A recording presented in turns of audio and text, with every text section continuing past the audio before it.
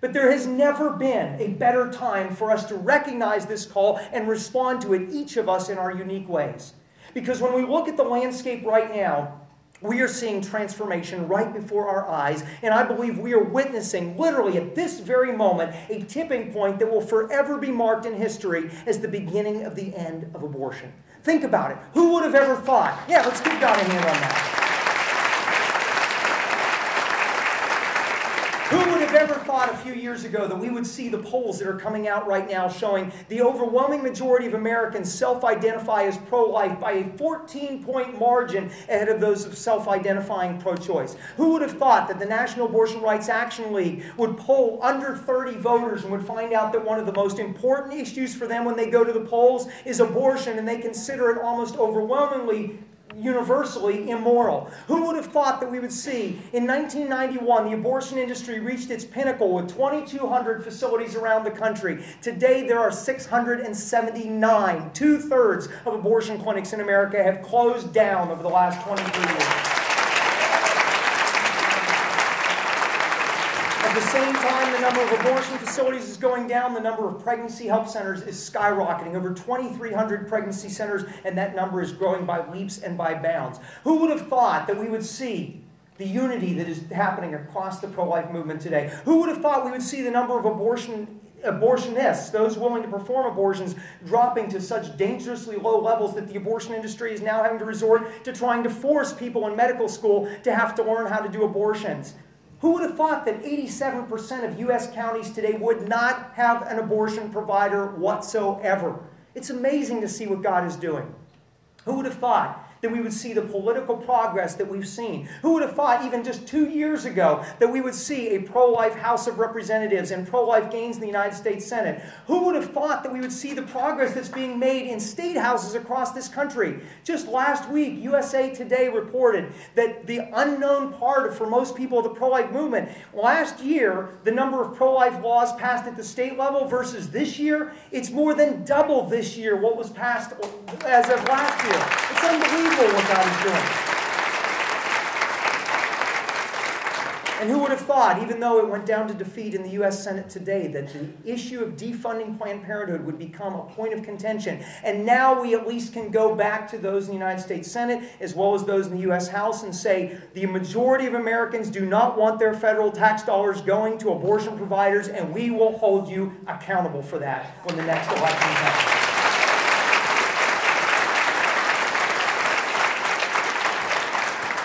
I really believe that we are witnessing a tipping point, a moment of transformation, and I think it will be a matter of time. How many of us remember when the Berlin Wall fell? Did it seem like it just happened overnight? And everybody was saying, how did it happen so quickly?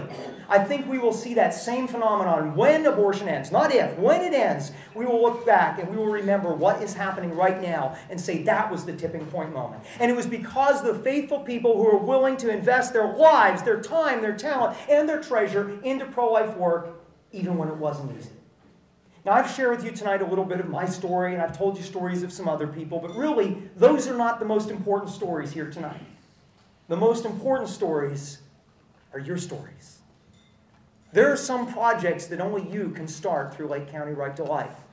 There are some efforts that only you can help Lake County Right to Life take to the next level. There are some pro-life laws that only you can help get passed, or there are some pro-abortion laws that only you can help go down to defeat. There are some good pro-life candidates that only you can help get elected.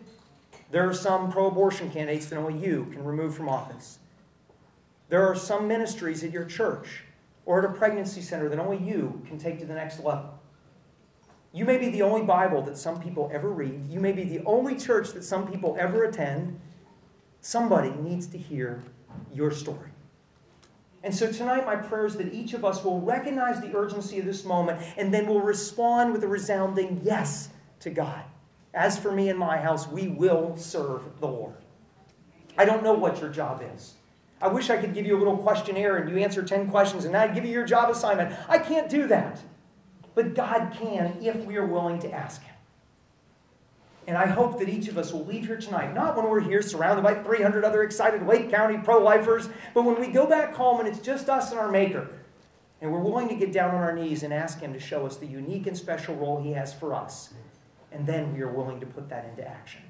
That's when transformation will begin at a whole new level in Lake County. I mentioned that today we crossed the threshold of more than 4,000 lives that have been saved due to 40 Days for Life campaigns. Up until last spring, I had not met a single one of those children. And always I'd seen pictures, I'd read stories, I'd always been thanking God for what He was doing, but there was that secret longing in my heart, one day, God, I would love to meet one of these children. But I thought, maybe that's not what I'm supposed to. Mother Teresa, I loved her comment about we're not called to be successful, we're called to be faithful. And so I continued to do the work that I felt led to do. But last spring, on day 38 of the 40 Days for Life campaign, that was the day when finally my wish came true. I had been traveling away from my family for several days, and I was up in New York and then coming down through Pennsylvania, and I stopped in Harrisburg, Pennsylvania that night for a banquet for a pregnancy care center. The next morning, I was going to go out to the 40 Days for Life campaign. Right before I got up to talk, they had a woman get up to share her testimony. A woman who had been helped by that local pregnancy center. And she told the story of how a few months earlier, she had been going to the local abortion clinic and literally had been opening the door to go into the abortion facility when she glanced out to the street and saw a few people quietly praying as a part of the 40 Days for Life. One of those people was a woman named Karen. And Karen that day was out there with her head bowed and had a sign that said, "My abortion hurt me." Karen was post-abortive. And she had always felt, how can I go out there and tell people not to do this when I've done it myself? But that day, she felt like she was supposed to go. And as she stood there with that sign, the woman going into the abortion clinic saw Karen's sign, looked up, and Karen opened her eyes and they made eye contact. And Karen simply said the words to her, "I will help you." That was all it took. The woman let the door go and she ran over to Karen. Tears began flowing out of her eyes and she said, "I need a lot of help." And Karen and the 40 Days volunteers took her to the local pregnancy center, and they all began to come alongside that mother through that pregnancy and then even after her baby was born. A baby she named Jakai. As she shared her story that night at that banquet, she reached the end of it, and then she said, "I'd like for you now to meet my little baby boy, Jakai." And a woman in the back of the room stood up with the little baby, and she came up on the side of the stage, and she brought Jakai and laid him in his mother's arms. And everybody in that room was applauding, and tears were flowing freely that night as people were applauding this woman for having the courage to choose life even in the midst of difficult circumstances. The event finished, and everybody was going home, and they were picking up the tables and chairs. I was about to head out, and that woman came running over to me. And she said, "Mr. Bereit, I just wanted to thank you before you leave. Thank you for 40 Days for Life, for what it's meant for me, and for what it's meant for my little boy." And all I could think to say to her at that moment was, it wasn't me. It was God. It was Karen. It was these local people. I had never even been to Harrisburg before. But she looked at me and she just smiled and she said, "But wouldn't you like to hold little Jakai?" And she took this little baby and she laid him in my arms. And as he looked at me, his little brown eyes just twinkled and Jakai giggled. And I thought, how close did he come to being a statistic? What if people had not been praying that day? What if Karen hadn't been willing to go out of her comfort zone and take a step of faith that day? What if there wasn't a local pregnancy center? What if there weren't local pro-life efforts in that community? And what if there wasn't financial support for those local pro-life efforts? As I looked at little Jakai and held him in my arms, I realized that if it was not for people just like you, he would not be alive today. So yes, it's worth it. My prayer for you is that if you have never yet had that experience, that one day you will. Due to your faithfulness, due to your discerning your call, due to your getting involved and finding your place and investing your time, your talent, your treasure, one day you too will get to meet a child, a boy or girl, and get to hold that child in your arms, realizing that he or she was made in the image and the likeness of God Almighty and is alive because of your faithfulness. At that moment, you will know, yes, it's worth it. For I know the plans I have for you, says the Lord. They are plans for good and not for evil, to give you a future and a hope.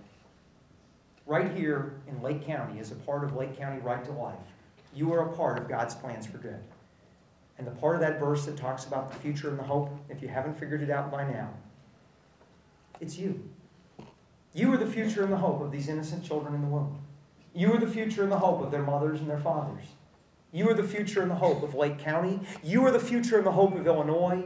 And you truly are the future and the hope of America.